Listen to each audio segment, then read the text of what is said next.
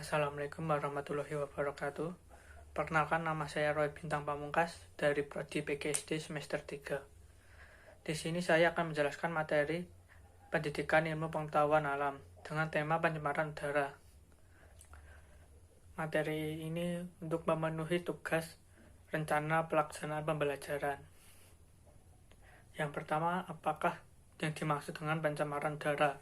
Pencemaran udara adalah kehadiran suatu atau lebih substansi fisik, kimia, atau biologi di atmosfer dalam jumlah yang dapat membahayakan kesehatan manusia, hewan, dan tumbuhan, dan kenyamanan atau merusak properti. Pencemaran udara dapat ditimbulkan oleh sumber-sumber alami maupun kegiatan manusia. Yang ketiga, apa saja dampak pencemaran udara? Yang pertama, dampak kesehatan. Substansi pencemaran yang terdapat di udara dapat masuk ke dalam tubuh melalui sistem pernapasan. Jauhnya penetrasi zat pencemaran ke dalam tubuh tergantung kepada jenis pencemaran. Partikulat berukuran besar dapat bertahan di saluran pernapasan bagian atas, sedangkan partikulat berukuran kecil dan gas dapat mencapai paru-paru. Dari paru-paru, zat pencemaran diserap oleh sistem peredaran darah dan menyebar ke seluruh tubuh. Yang kedua, dampak terhadap tanaman.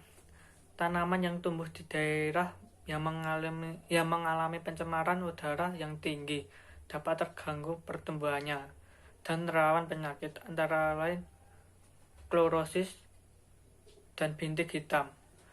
Partikulat yang terdeposisi di permukaan tanaman dapat menghambat proses fotosintesis. Yang keempat, bagaimanakah cara mengatasi pencemaran udara? Yang pertama, mengurangi penggunaan kendaraan bermotor. Asap yang ditimbulkan dari kendaraan bermotor merupakan salah satu penyumbang polusi udara yang paling besar. Karena itu, mengurangi penggunaan kendaraan bermotor bisa menjadikan langkah untuk mengurangi pencemaran yang terjadi. Yang kedua, jika harus menggunakan kendaraan bermotor, lakukan ini. Apabila Anda terpaksa membawa kendaraan bermotor, ada hal yang baik dilakukan untuk sedikit mengurangi pencemaran udara, yaitu tidak menyalakan mesin saat sedang berhenti dalam waktu yang cukup lama. Mengendarai motor atau mobil dengan baik, misalnya dengan mengurangi rem mendadak untuk menghemat bahan bakar, sehingga polusi udara pun bisa berkurang.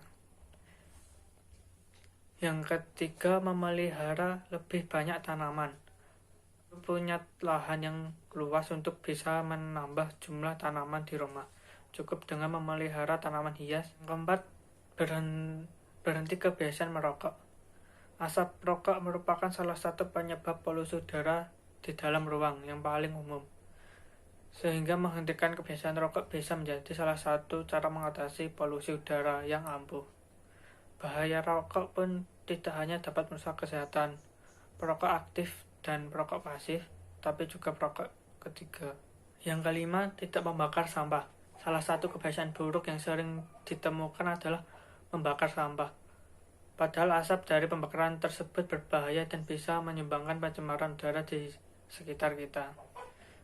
Yang keenam, membatasi penggunaan listrik. Membatasi penggunaan listrik di rumah juga bisa menjadi salah satu langkah penanggulangan pencemaran udara yang paling efektif.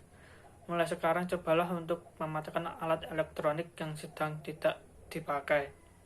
Yang ketujuh, tetap menjaga kebersihan rumah. Udara kotor bisa masuk ke dalam rumah dari berbagai sisi. Hal ini menyebabkan rumah menjadi berdebu. Agar debu tersebut tidak semakin menyebar ke sela-sela benda di rumah. Cukup sekian materi yang saya sampaikan. Bila ada salah atau kekurangan, mohon maaf. Terima kasih. Wassalamualaikum warahmatullahi wabarakatuh.